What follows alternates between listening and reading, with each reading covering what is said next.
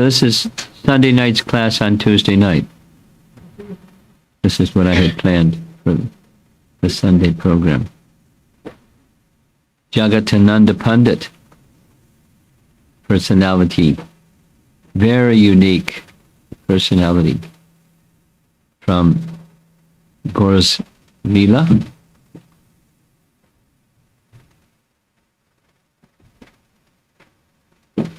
This is just not specifically a painting of Jagadananda. It's a renunciate dressed in saffron. Jagadananda was a renunciate, lifelong renunciate.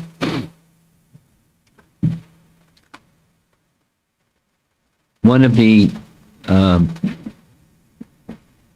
interesting introductions to his personality and his view on life is from a book that he wrote, Prema Vivarta, Hidden Love. And Prabhupada writes about this book, anyone who hears about the loving exchanges between Jagadananda Pandita and Sri Caitanya Mahaprabhu, or who reads Jagadananda's book, Prema Vivarta, can understand what love is. Moreover, he achieves ecstatic love for Krishna, a love of Krishna, or for Krishna.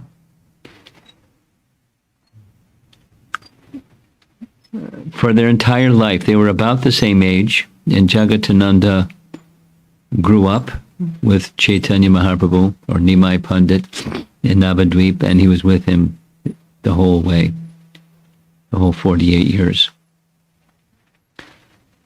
Jagadananda Pandit was the Lord's constant companion in childhood. They sometimes appeared to fight over trifles, quarrels beginning from the very early boyhood days, but these quarrels were based on their affection for one another. Now, in this, I'm going to read a section from their childhood and their childhood quarrels. But the way that he starts the book, it's very conversational and very personal and very, like, he pretty much says, I don't care what people think of me. I'm going to write what I like. And, you know, he has a very personable style of writing and profound at the same time, very lighthearted. So this is taken directly. He's going to describe their childhood quarrels. He, Gadadhar Pandit, and Mahaprabhu grew up together in Navadvip. Once in our early boyhood days, we had a quarrel in school. Feeling very sad and hurt, I sat down on the bank of the Ganga in Mayapur and cried all day and night.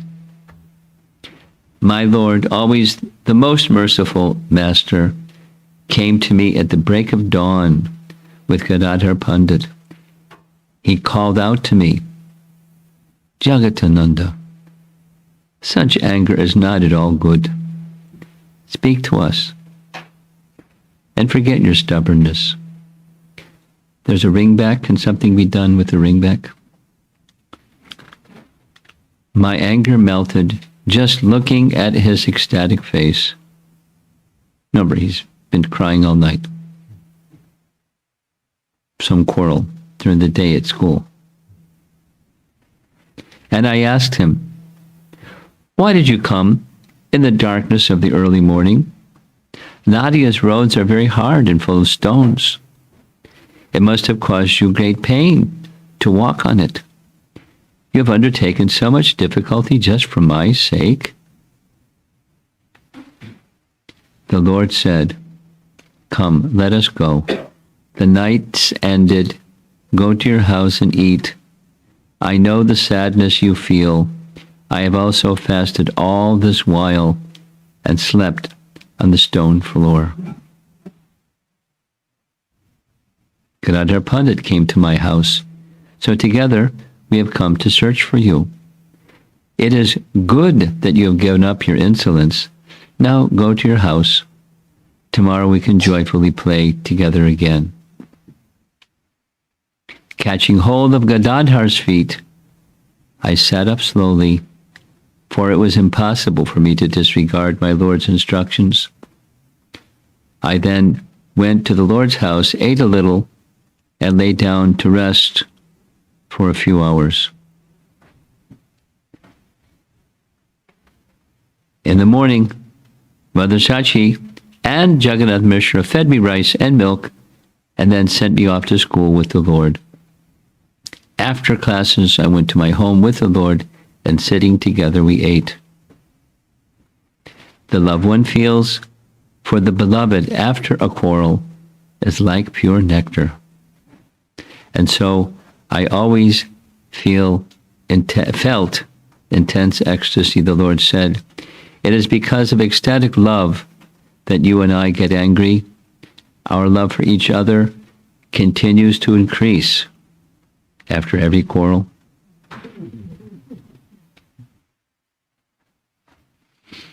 And that's Jagatananda in a nutshell. And he grew up with the same personality and same conduct. And we're going to hear some more.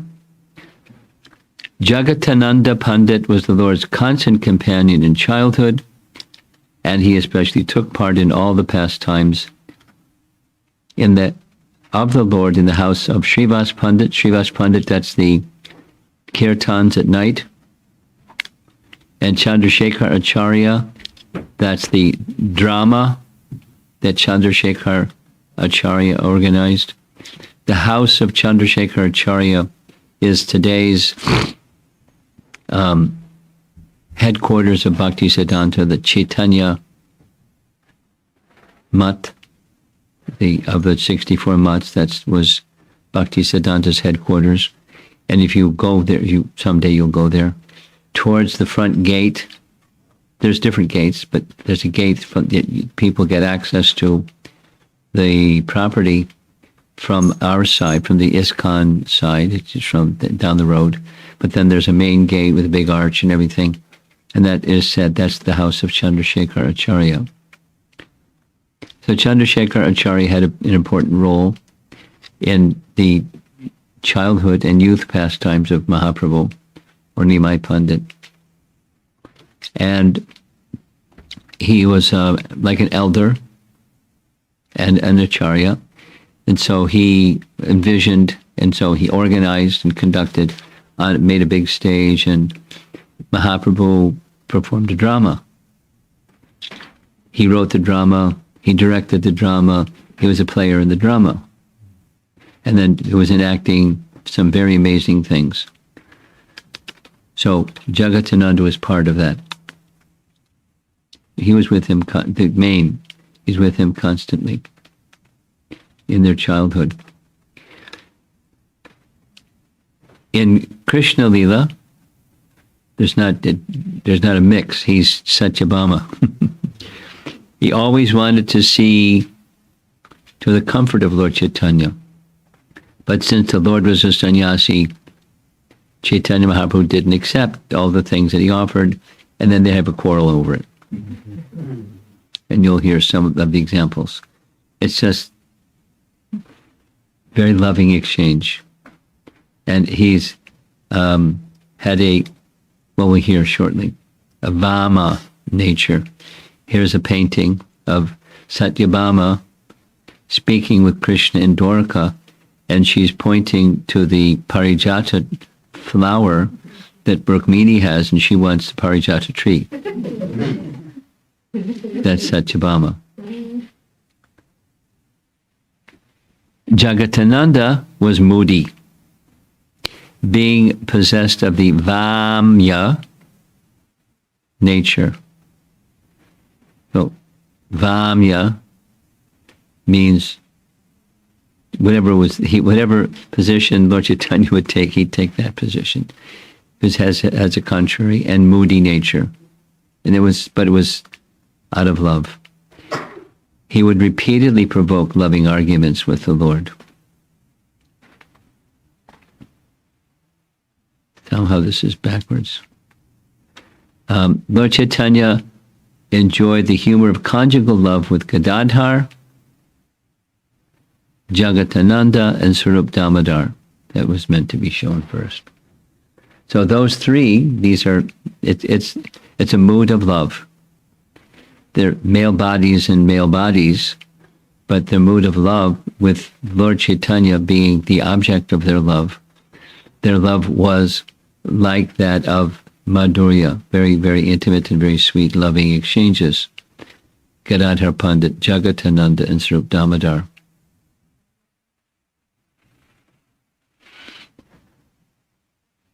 Aside from the childhood activities, then, the division of Mahaprabhu's life was 24 years and 24 years. Towards the end of the 24th year is when he accepted sannyas. And when he accepted sannyas, by tricks, Lord Nityananda redirected him, instead of going to Vrindavan, to go to what he said was the path that led him to Vrindavan. It led to Advaitacharya's home in Shantipur. And meanwhile, a messenger was sent to Sachi to meet your son. So she came and she cooked for Lord Chaitanya. He stayed for several days at the house of Advaitacharya. And Sachi requested him, don't go to Vrindavan, go to Puri. So when Sachi requested Chaitanya Mahaprabhu to make Jagannath Puri Nilachala's headquarters, he granted his mother's request. On the journey, there were 5 people with him: Nityananda, Mukunda, Jagatananda, and Damodar Pandit. Actually, 4. Nityananda, Mukunda Datta, Jagatananda, and Damodar Pandit. So in the course of his travels, Chaitanya Mahaprabhu entrusted his water pot and his danda to Jagatananda to carry. And when they reached a certain place on the other, it's just south of Bhubaneswar, it's described in Chaitanya Bhagavat, Mahaprabhu had given his danda to Jagatananda to carry as they walked, and that was every day. One day, Jagatananda gave the danda to Nityananda to hold as he went to collect alms, because he did services like that on behalf of Lord Chaitanya. And Lord Chaitanya, with the painting shows, he wanted to go on the other side of this little river and have darshan of some temples of Lord Shiva on the other side. There you see him walking along the path, and there you see Lord Nityananda breaking his danda. And there's another painting of Lord Nityananda breaking his danda. And there's a wonderful Leela where Lord Nityananda is having a discussion with the danda. Who do you think you are? My Lord doesn't need you, some sign of renunciation. He is the Supreme Lord. You have no place here. Threw it in the river. Lord Chaitanya came back and joined the travel heading towards Puri. And then he came a little more to external consciousness and said, "Where's my danda?" And Jagatananda pointed to Nityananda. I was collecting alms, and he was entrusted with the danda. And Lord Nityananda didn't deny it. He said, it was my mistake. He said, you were in a swoon of ecstasy and you fell in the danda and it broke, so I threw it in the river. And then Lord Chaitanya said, that's my only possession, my water pot and my danda, and I've trusted it to you, and you've destroyed it. So I don't want to travel with you anymore. So you go ahead, you go to Puri, and I'll travel alone. Or I'll go ahead, go to Puri, and you come later.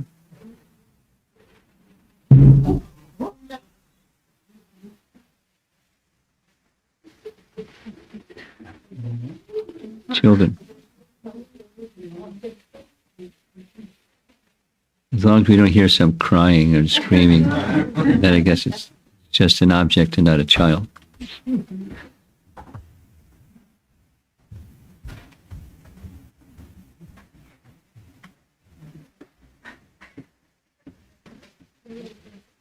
Okay, focus, focus, focus, focus. Till we hear a scream. There was a pastime so that Mahaprabhu could enter Puri alone. Krishna planned his orchestrated his own pastimes. Chaitanya Mahaprabhu orchestrated his pastimes in very puzzling ways. So he wanted to go to Puri alone. So it was part of his plan, but it's also an exchange with Lord Nityananda, could declare, his feelings towards Lord Chaitanya. He doesn't get renunciation. He's the Supreme Lord. So he went alone to Jagannath Puri. They said, no, you go, we'll come later. So that's what happened. And when he entered the Jagannath temple, he's seeing Lord Jagannath, he went into a swoon of ecstasy, and running towards the altar, he fell to the ground unconscious. You see, down at the bottom of this illustration, there's some guards with sticks, and they were going to toss him out. They thought he was, some wild person. And just at that time, Sarvabhauma Bhattacharya just happened to come and saw this 24-year-old, beautiful young sannyasi lying on the floor at the Jagannath temple, and told the guards, don't harm him. I'll bring him to my home. So he was brought to his home, and it was several other things happened. Well, Sarvabhauma Bhattacharya was a very learned person. The history is, Sarvabhauma Bhattacharya previously was living with his brother, two very senior teachers, and both were teachers of students, because that's what brahmanas would do. But Sarvabhauma Bhattacharya was such a super scholar that the king, Prataparudra, invited him, please come and be my chief pundit in my kingdom. So Sarvabhauma Bhattacharya accepted the offer. So Sarvabhauma Bhattacharya knew everybody in Navadvip, but he's now in this position in Puri as the main teacher for thousands of renunciates. He was a very powerful person, very learned person. So when he made this request of the guards, immediately he was respected. And he wanted to examine this young sannyasi to see if he was faking, if it was really a swoon of ecstasy or just something else. You know the story. Anyone not know the story? You all know the story. Okay. He is lying, Mahaprabhu is lying down, and Sarvabhauma Bhattacharya took some strands of cotton, like from fibers of cotton, and held them before his nostril, because if someone is in trance, the flow of air is not moving. This air is suspended. His air was suspended only very slightly. The strands of cotton fiber were moving, so he could understand it was a genuine ecstasy, genuine trance. So while he's doing all of this, the other party came, the other four, Jagatananda, Nityananda, Damodar Pandit. Fourth one, Swarup Damodar? Mukunda Datta, yes. Mukunda Datta, yes. Mukunda Datta. And so they asked, have you seen? They said, yes, we saw, and he's at the house of Sarvabhauma Bhattacharya. And so, because the focus is on Jagatananda, this was Jagadananda's first meeting. From this time, Jagatananda became very close associate of all the devotees in Puri, and Sarvabhauma Bhattacharya in particular. Sarvabhauma Bhattacharya volunteered to instruct Mahaprabhu in Vedanta Sutra so he could maintain his sannyas vows. You know the story. For 7 days, he instructed him, and Mahaprabhu just sat there like not saying anything, not indicating anything.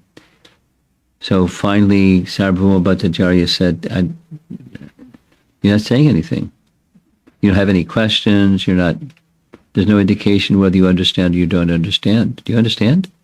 And then Mahaprabhu said, I certainly understand Vedanta Sutra, but as you're speaking, you're covering the meaning more and more. Oh, really? So if you understand the meaning, then you explain the meaning. And he explained the meaning in a manner that was so simple and so elegant that Sarvabhauma Bhattacharya, super scholar, was stunned.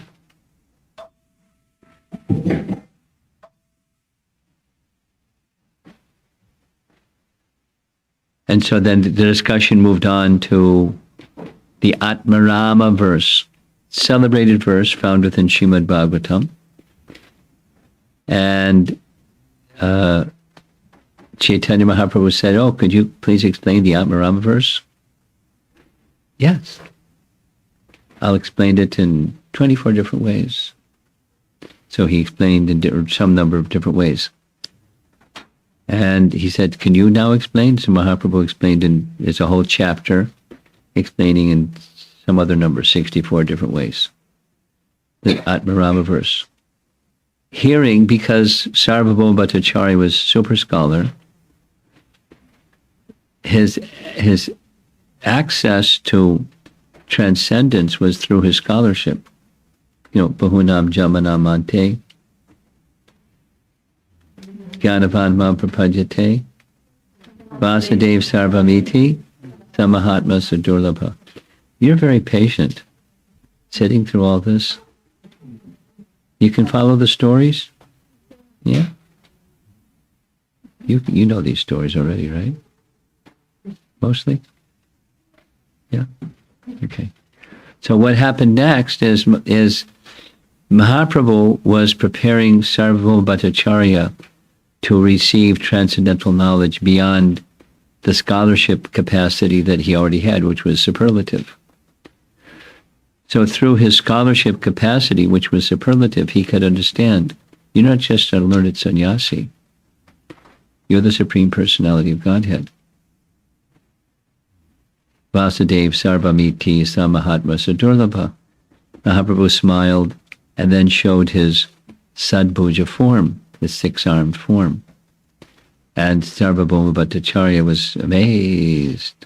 We can only imagine. After seeing this Sadbhuja form of Mahaprabhu, Sarvabhauma Bhattacharya, super scholar, composed spontaneously 100 verses glorifying Chaitanya Mahaprabhu. He wrote them down spontaneously, writing, expressing his glorification of Mahaprabhu. He gave 2 of those verses to Jagatananda. Those 2 verses were taken by Jagatananda to show Chaitanya Mahaprabhu. Fortunately, Mukunda Datta was there. He intercepted Jagatananda.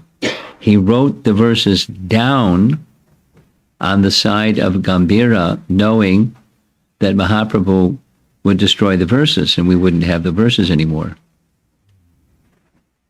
So they were preserved that way by Mukunda Datta writing them down on the side of the Gambhira.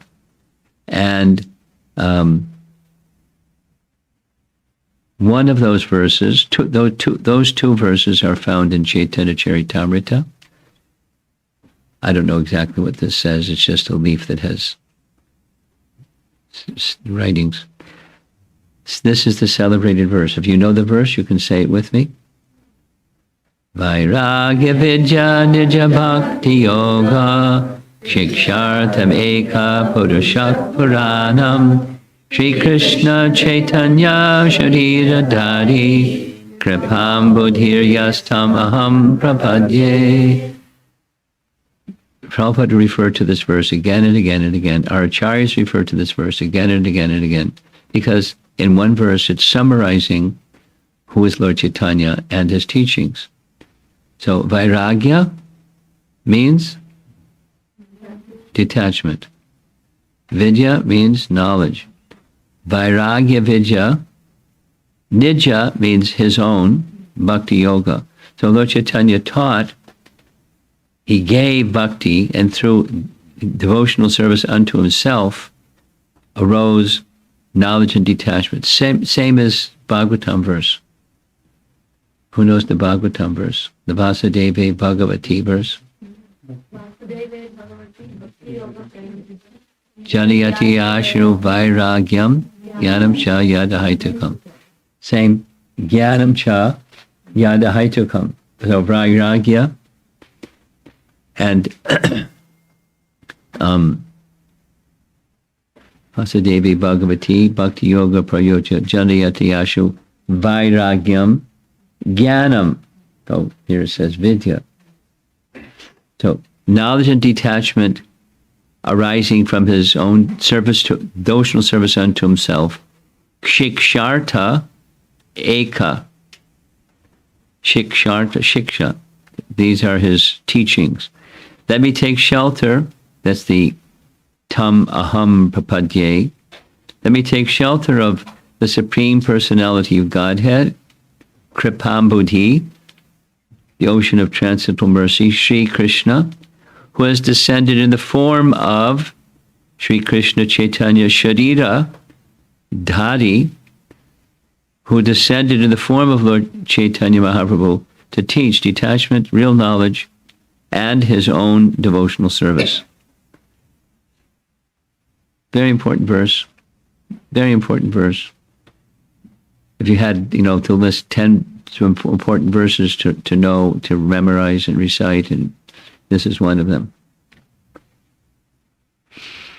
The other one is less known, but it's in Caitanya Caritamrita in the same section. Madhya Lila, chapter 6. You can look it up later, if you like. We heard already at length Jagatananda's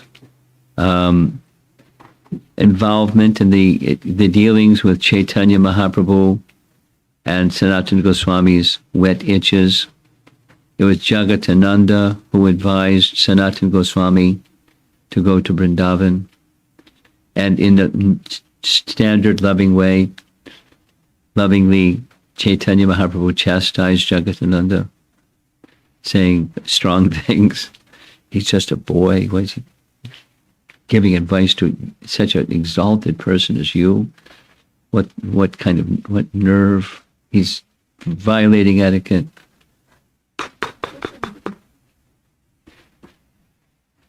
And Sanatana Goswami is right. There's a very confidential dealing between Chaitanya Mahaprabhu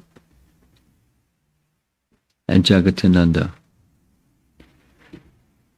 Sometime later, when Sanatana Goswami had returned to Vrindavan, Jagatananda, in one of his moods, one of his contrary moods, I want to go to Vrindavan, in a mood of pouting. And Lord Chaitanya said, you can't go to Vrindavan in a mood like this. You can't go. I won't let you. You can't go.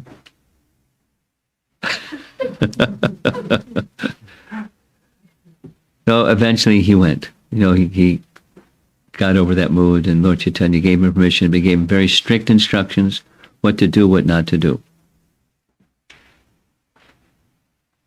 And Jagadananda went, and when he went, he stayed with Sanatana Goswami. And when he was staying with Sanatana Goswami, because one of the things that Jagadananda was really good at was cooking. He liked to cook for Mahaprabhu. So he's in the presence of Sanatana Goswami in Vrindavan, and he notices that Sanatana Goswami is wearing a turban. And he just assumed, Sanatana Goswami, did you get that cloth from Mahaprabhu? Is that Mahaprabhu's remnants? And he said, no, he got it from some particular sannyasi, Mukunda Saraswati. And Jagadananda went into a rage. He took a frying pan and was going to smash Sanatana Goswami. How can you wear a turban that didn't come from Chaitanya Mahaprabhu, it's some other sannyasi? How can you do that? You're completely dedicated. He checked himself. He didn't smash him. And Sanatana Goswami was so appreciative. Such love you have for Mahaprabhu. If only I had a drop of that love that you have for him. I'll take off the turban.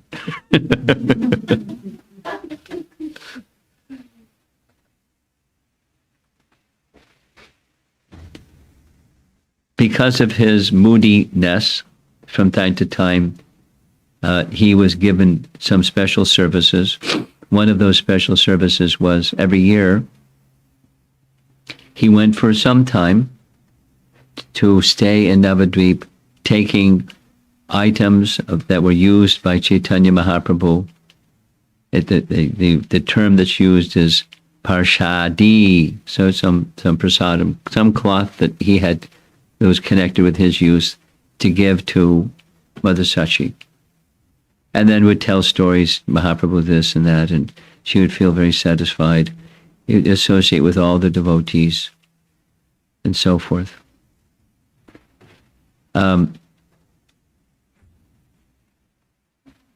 There was some, we remember that example of Sachi would make offerings and the offerings were missing, and she thought, I'm going crazy, maybe I have to cook again, I don't know what's going on.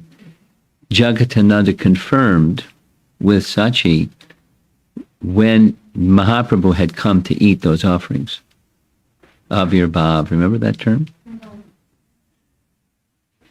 So it got confirmed for her. Yes, he actually came.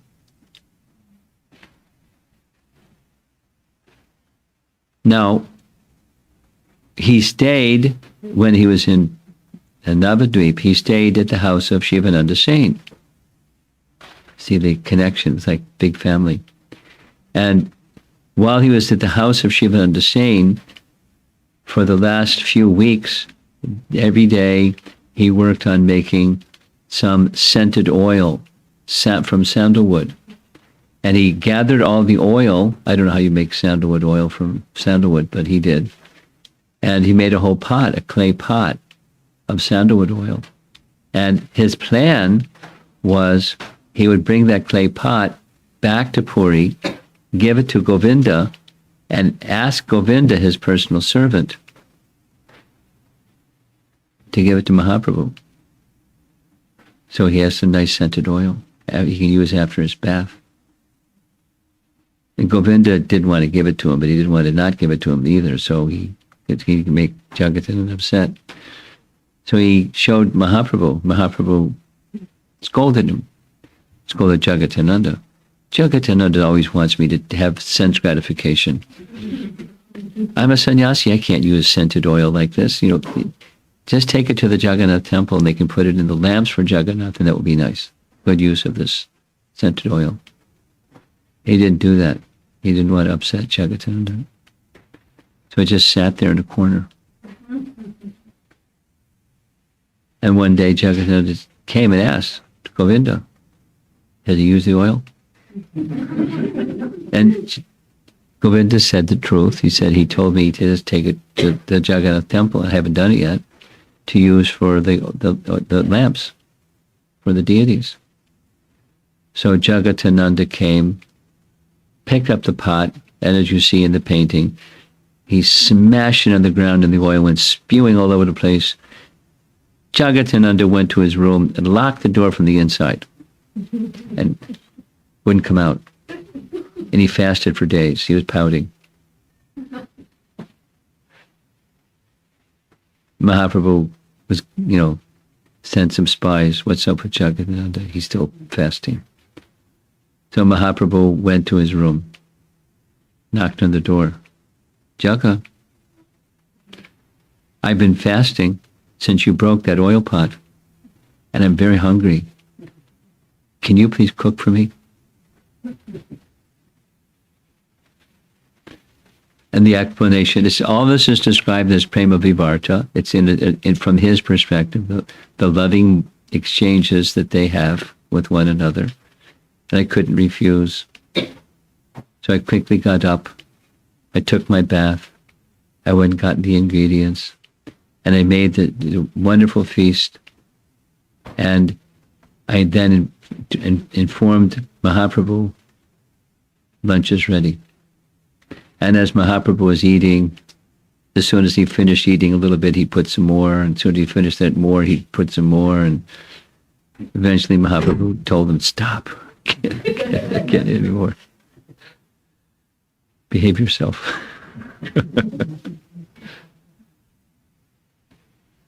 Such is the kind of loving exchange. Here's another nice example. He, Jagatananda, didn't like the idea that Mahaprabhu was sleeping on the stone floor. So he thought of making a little mat so he could lie on the mat. So he took cotton from a silk cotton tree and little fibers and stuffed it inside a plantain bark cover. And he gave it to poor Govinda. He gave it to Govinda. This is for Mahaprabhu. What? Jagadananda is always wanting me to do sense gratification. I'm a sannyasi. I can't use this. Give it away. So Swarup Damodar did something else. He took just the plantain bark itself, made a little something of plantain bark, and he slept on the plantain bark little mat instead of Jagadananda's mattress and pillow. So you get a picture of the personality and the loving dealings between Jagadananda. Very different, very, very unique. At the end, towards the end of this Prema Vivarta, there's a passage, it's one of my favorites, from Jagatananda, and this is the last slide. I, Jagatananda, humbly caution that if we do not develop single-mindedness in executing devotional service, then we place ourselves in the impossible task of trying to cross a river with two boats with a foot in each. Single-mindedness. It's a refrain in all of these pastimes. That where did Sanatana Goswami get the strength to endure the fire like burning hot sand of the beach? Or how did anybody do anything? In connection with Mahaprabhu, or it's in Krishna Lila also. It's the single-mindedness. Vyavasayatmika buddhi ekeha kurunandana. Or Maichananya yogena bhaktir abhyabicharini. Same single-mindedness in devotion. That's it's necessary to be successful in devotional service. So what happens if you put one foot in one boat, another foot in another boat, and you try to cross a river? You can end up in the river.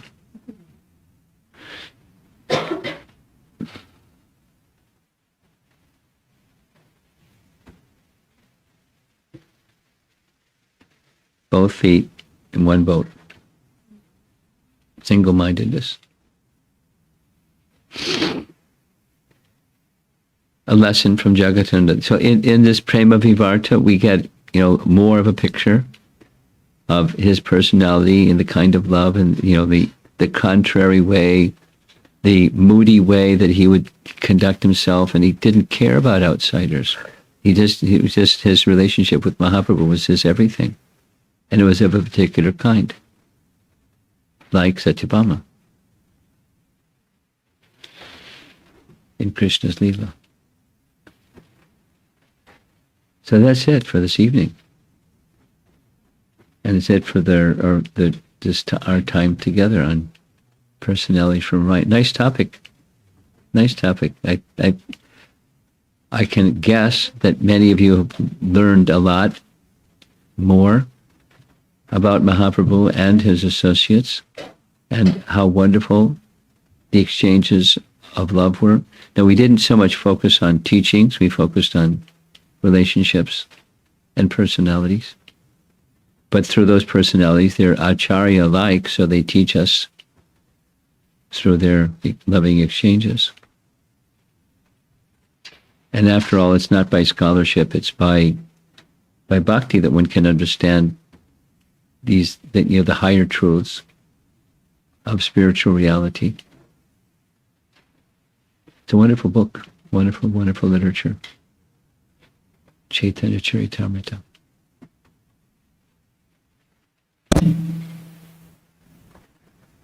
Okay, I think we're ready. We get signal that we're ready, huh? Any discussion?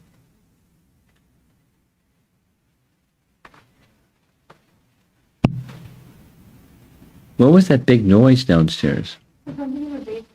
I'm asking the owner of the house here. There is a swing. Kids are playing and it bumps the floor.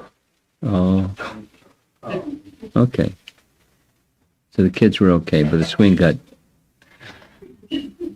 No problem. Okay. Discussion.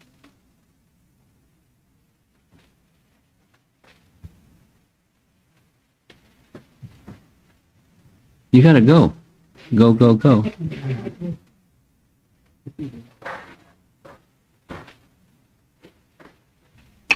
Guru Maharaj, this topic on Jagadananda's pastime, it's very attractive, at the same time very bewildering every time when I hear. It's unique. It's okay.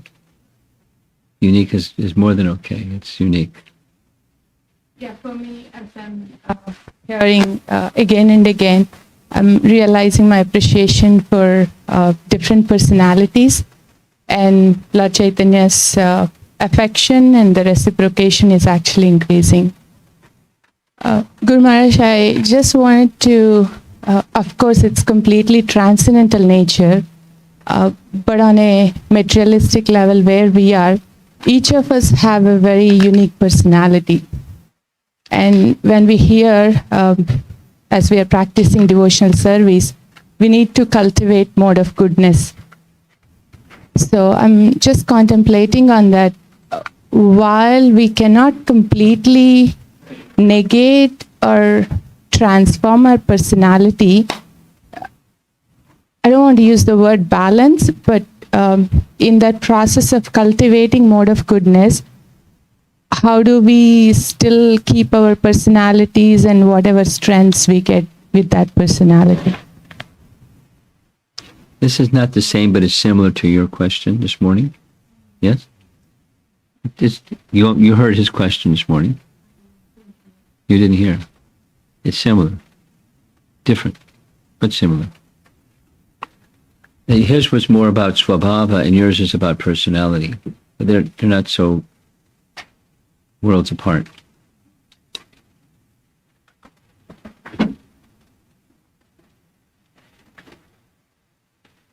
There's our conditioned and there's our transcendental, both form and personality. And and our conditioned personality is very much influenced by guna and karma.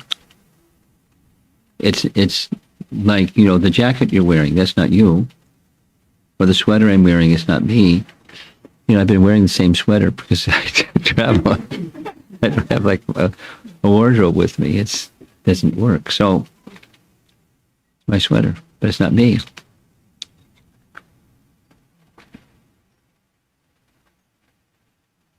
Through spiritual purification, then spiritual personality starts to become more prominent. And then it's not variable, it just becomes more prominent, whatever that is. So it's something for us to discover, but it's discoverable I'm not directly responding to the nature of your question. I'm just speaking something little tangential from your question. But what we think our personality to be is a covering. It's not really what our personality is. Not really what our spiritual form and spiritual personality is. And that's something that will become accessible to us and revealed to us or manifest through the purification of relieving our misidentification with the coverings, including propensities, including personalities, including all the varieties of coverings. So meanwhile, back to, where we are right now, we have our nature. We want to move towards those qualities that are found in chapter 13 or 8 through, so, they're qualities or they're items of knowledge, because that's anyone has amanitvam, adambitvam, etc., etc., which are like mode of goodness qualities, but when they become fixed, when they're transcendental qualities. And so what do we do in between is kind of what your question is. But, you have your nature, his question this morning, and we have our personality, which is your question this evening. And, we need to recognize as best we can what that nature and personality is, and be honest with ourselves and be honest with others, but also recognize that's not who eternally I am. But I act in this way because it's appropriate for my position. And my position is meant, as was discussed this morning, for purification. I accept my duties for my position because the duties for my position are meant for my purification.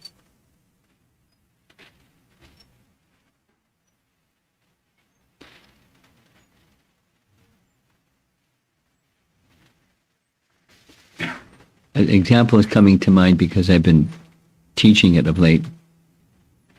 Plan to speak more about it. Sudama Brahman was a grahastha. When he came to visit Mahaprabhu in Dwarka at the gentle encouragement of his good wife, Mahaprabhu asked him, first he worshipped him, and then he asked him, after you graduated, you gave Guru Dakshin to Sandipani Muni, did you get married? And he knew, so then he said, I know that you not only got married, but I also know that you have no attraction for material affairs. It wasn't like, why'd you get married if you have no attraction for material affairs? And then Prabhupada writes this very important understanding for grahasthas and renunciates both. That there are two, for those who are in this vairagya position, as grahasthas or as renunciates, there's two kinds. One kind is where there's just like a loathing for worldliness. And there's another where there's indifference. And the commentary explains, just like with Bali Maharaj and Prahlad Maharaj, because of their indifference, they were given abundance. Or Ambarish Maharaj or Yudhisthira Maharaj, abundance, but they weren't disturbed by it.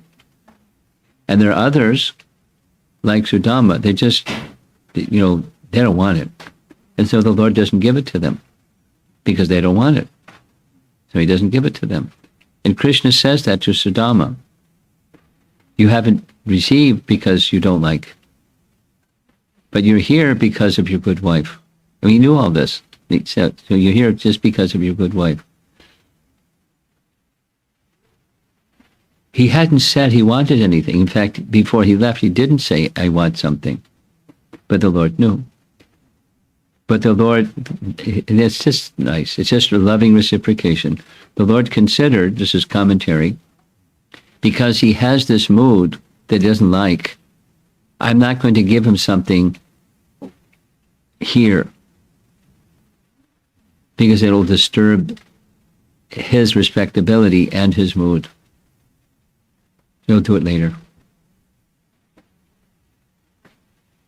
Out of reciprocation of love. So, now, that's not his spiritual form and his spiritual identity, but he had a propensity that Krishna, in the case of Sudama, reciprocated with, which was he didn't, before he came, he didn't want, he didn't get.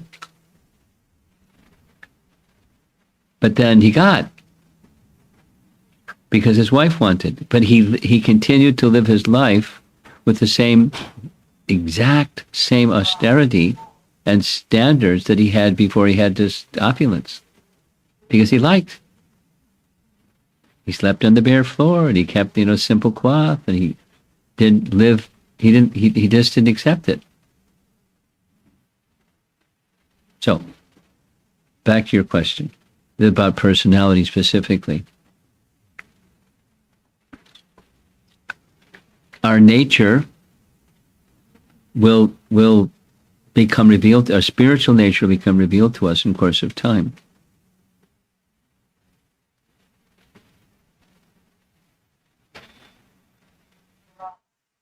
And it's meant for us to become aware of during this lifetime. No, it's not, it's not snap your fingers and, okay, now I want it and there it is. But it's meant to be realized. Then you've probably seen, I've seen how personalities of devotees, personalities have some shift in the course. And their transcendentalness becomes more evident as they become spiritually matured. And some spiritually mature devotees are like this, and some are like that. It evolves.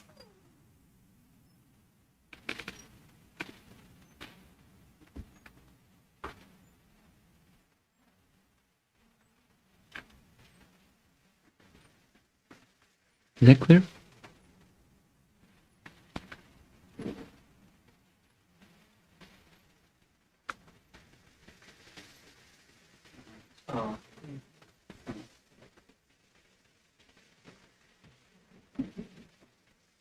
Guru Maharaj.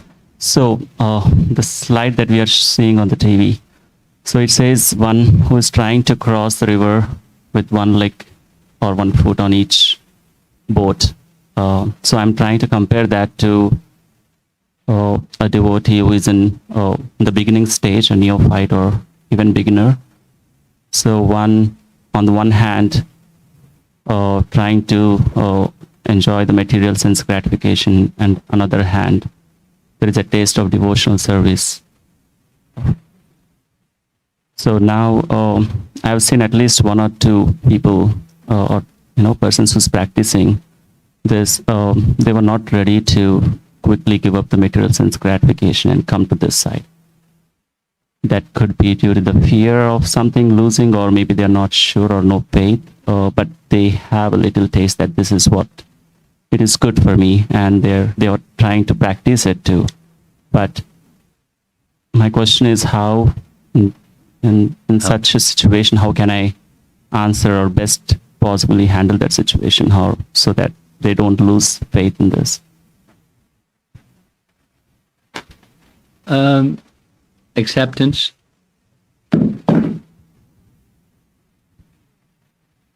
Let them know that Krishna accepts them. Let them know that, like as a representative of Krishna, you accept them. And they should accept themselves. So how to help someone, a lot depends on where they are in their spiritual evolution.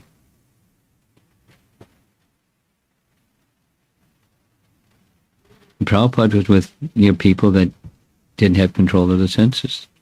And he didn't judge them, and they didn't feel judged.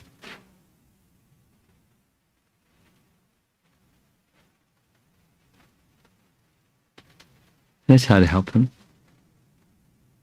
Be instrument of Krishna or representative of Krishna, where Krishna's not judging, you're not judging, they don't feel judged. Krishna's accepting, you're accepting, they feel accepted. And at the same time encouraging them to grow. According to their capacity and circumstance.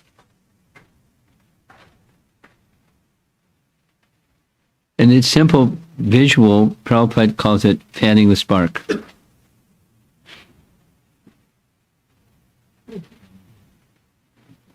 Morning walk in Vrindavan. Prabhupada made that. He said, preaching means you find a spark and you fan the spark. That's preaching. Not too much, because you might extinguish the spark. Not too little. So you have to be conscientious of the capacity of the spark. And that's preaching.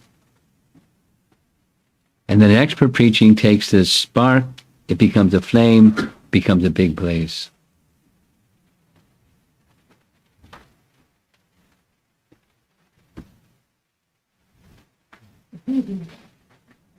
I could tell. You want to bring the microphone? Let him. He's got some service to do. He likes.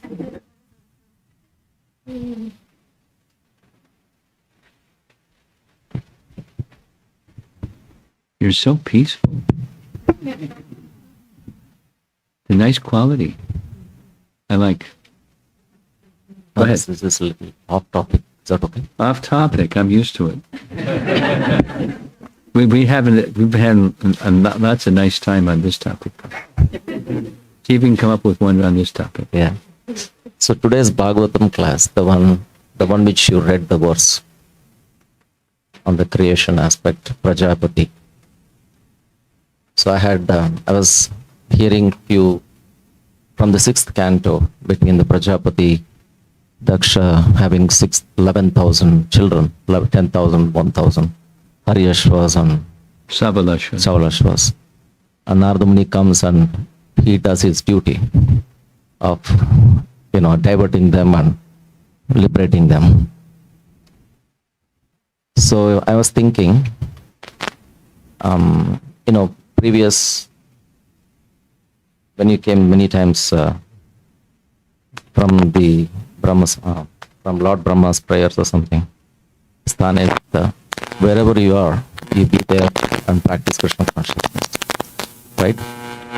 Whether you are a Grahastha or whichever Varnashrama you are, you can practice.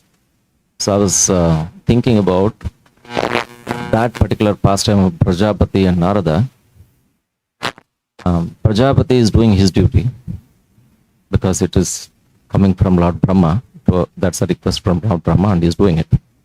But Narada is doing his duty of diverting that, right? So there's basically a conflict there.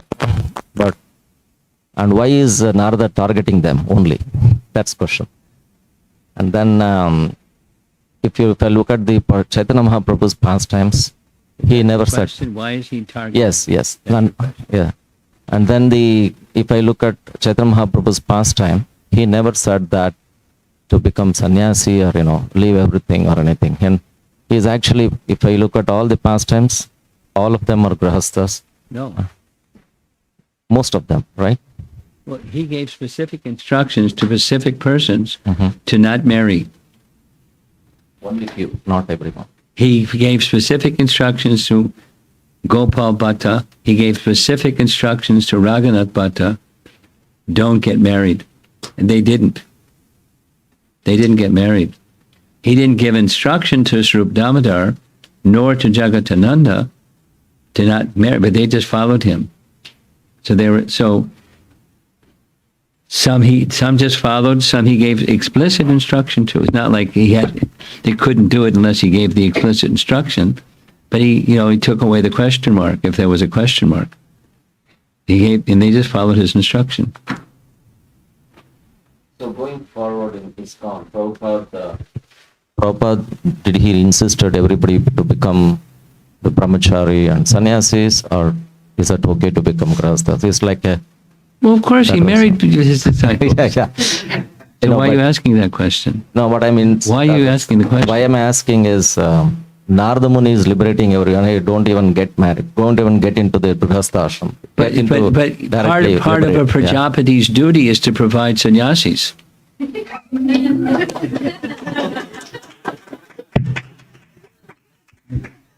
And Narada was using his barometer to saying, did they fit in this or that category?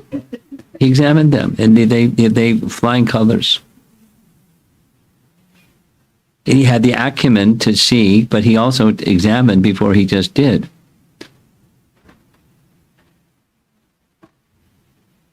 There are certain disciples that Prabhupada instantly, it indicated their sannyas status. One came previously from a grahastha background, another hadn't, and he just he understood their nature. So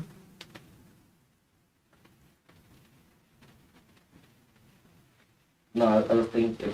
you have an ISKCON question. You have an ISKCON question, but you also have the question: on what basis did Narada do his selection? Well, they were qualified. He didn't single them out. He had some sense, whatever that capacity Narada has to do what Narada does. He understood, but he also tested, and how they responded confirmed what he understood about them, and then he gave the instruction. And it was only the pride of Prajapati Daksha, or the attachment of Prajapati Daksha, that caused him to flip out and curse Narada. Because the Prajapatis produce renunciates as well as grahasthas. They produce everything. They produced all species, what to speak of ashrams. So he had his idea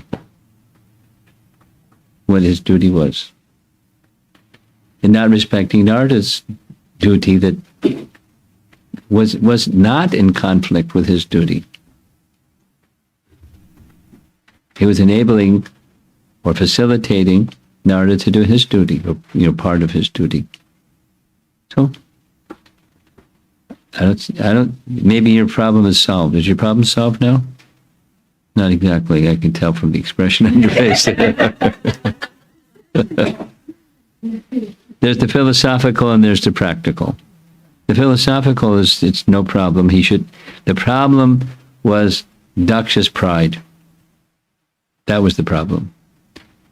And and then the practical thing is persons are to be examined as a qualified person examines and indicate that's a guru function.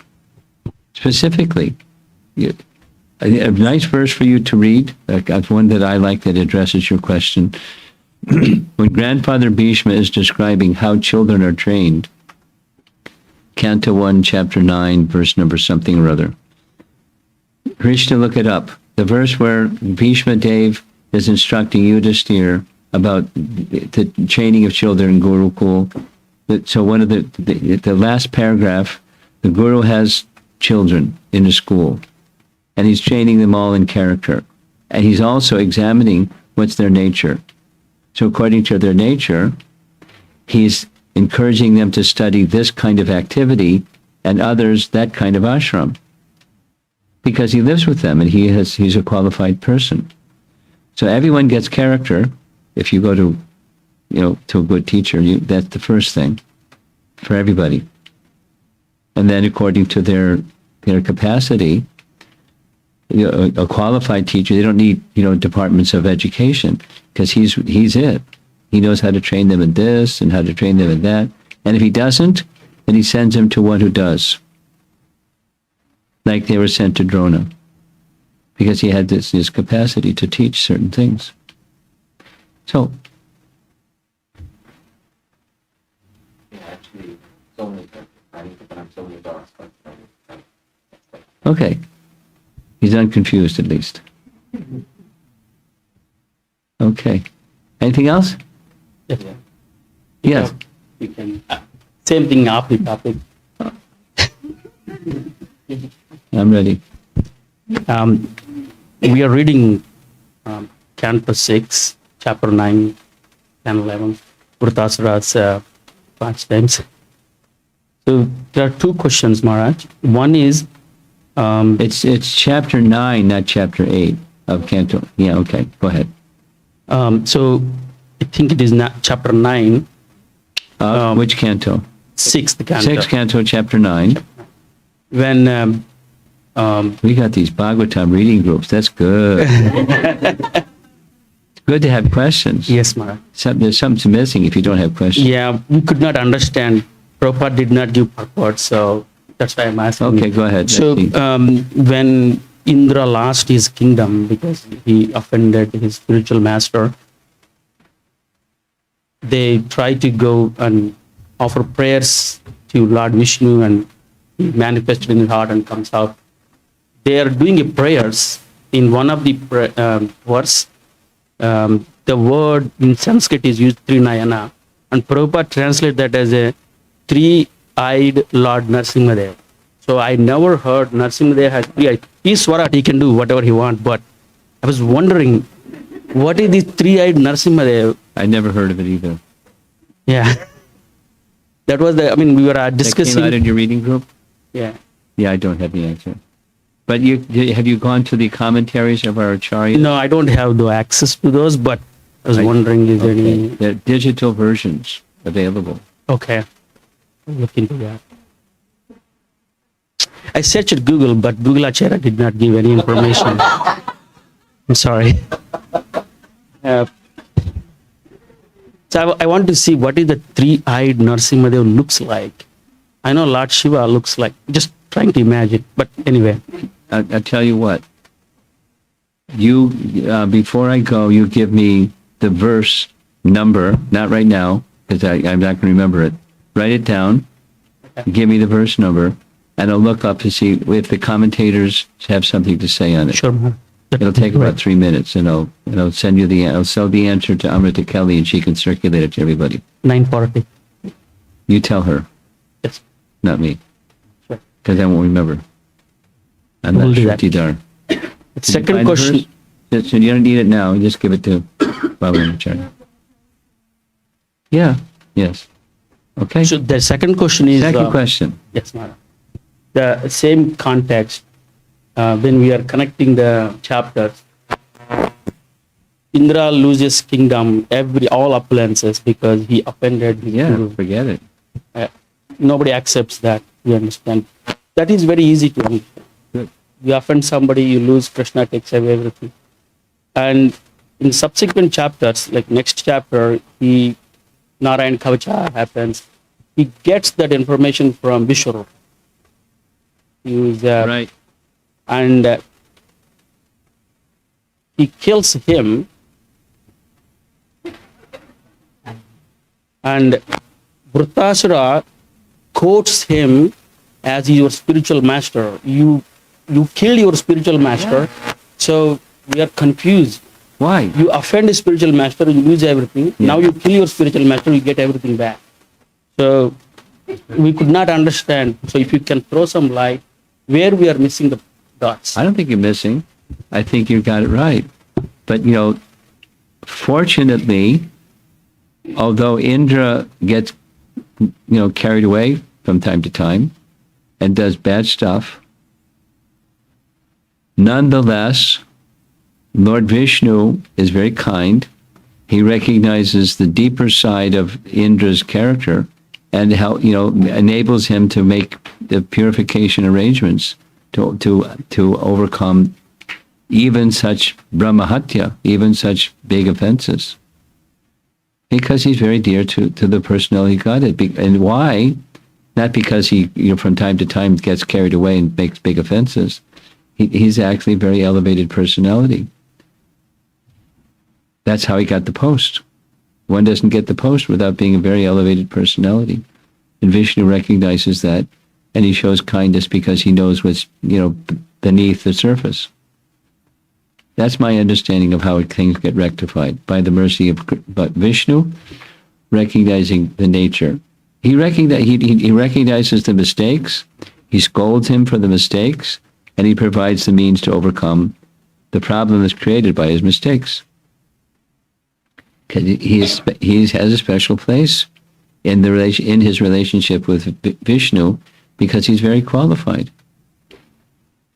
And he can, and he does, follow the indication of Vishnu and it becomes, corrected from the mistake. And then he goes and makes mistakes again. Here's a real simple, how he does what he does is not what your question is. It's due to his pride. Here's a math formula. Fruits of piety plus a heart that's impure equals pride. He does what he does because of pride. He is more than just material piety. He's an exalted person. But he's not in Vaikuntha yet. He's in the heavenly realm. He's the king of heaven, and he's proud. Because his heart's not pure yet. So he does bad stuff. But Vishnu recognizes this part over here, and he corrects him with this part over there. The prideful behavior. That's my understanding of how it works. But he's more, I feel that he is more exploiting that because he got the Narayana Kavacha and then Vishnu. It's not by his expertise he got anything. It's by mercy. But Vishnu did not do anything much. He was just supporting demons also. But that's why he killed it. Well, he's supporting a family member. That's what he was doing. And he wasn't completely pure either. He was a family member. Yeah. He should have known better, but he, just had family affection. And we had a lot of discussions on too much politics there also. And then there is no compassionate nature as well. Yeah, that's what exactly we thought. Yeah. Like, you are very You like it. favorable. This is just, you guys are doing exactly what Prabhupada wanted.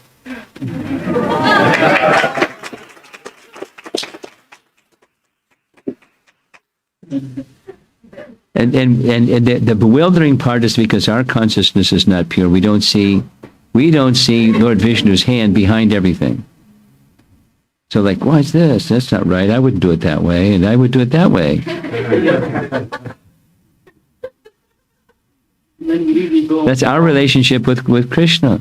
That's the problem, right? But you're discussing it. It will help you get further purified. That's the idea. We think morally, most of the time when we read purport, morally this is not right. Yeah, you said we don't see the hand of. And don't superimpose your morality on the one who is not subject to your morality. And we also boil down the way the culture of India, that is the Sanatana Dharma, that is the culture of India, we were always respect. And in that way, British came and we respected them. And they exploited us. We came all the way there also, we discussed a lot. Yeah, we were talking about that. Okay. Because the person that says in the verse that if somebody falls at your feet, even that is enemy, you should forgive. Yeah. And that's exactly what our forefathers did, and everything is captured. We used to defeat them and they say, come shelter, and they backstab. So we lost all our wisdom and whatever that is. So how we can practically apply that in our Read Srimad Bhagavatam. Exactly. I mean, when Vyasa saw what he saw, what did he conclude? Got to write the Vedas. And then when that wasn't sufficient, Narada said, you haven't sufficiently glorified. So sufficiently glorify, and that's the panacea. Srimad Bhagavatam is Bhavosharat Shrotramanobhi Ramat. Keep going, reading up Bhagavatam and discussing together politics of India and British. And